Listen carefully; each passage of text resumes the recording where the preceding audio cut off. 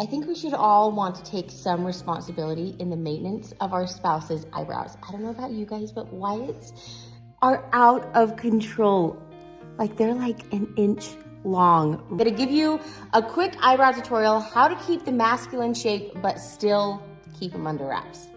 So you'll wanna grab your comb and your scissors. Obviously, you have to be extra careful around the eye with the scissors.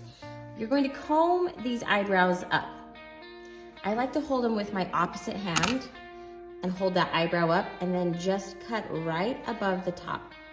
I wish you could see how much I'm actually taking off.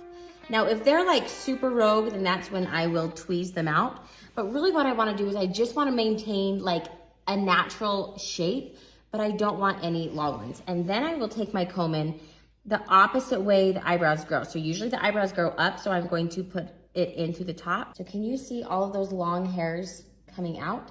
Then I just take my scissors over my comb like that and I cut those really long ones. Now make sure you're not forgetting these on the end that will try to hide from you. So you put your comb in, get rid of all of those long guys, comb it up one more time, and voila, look how much better that eyebrow looks.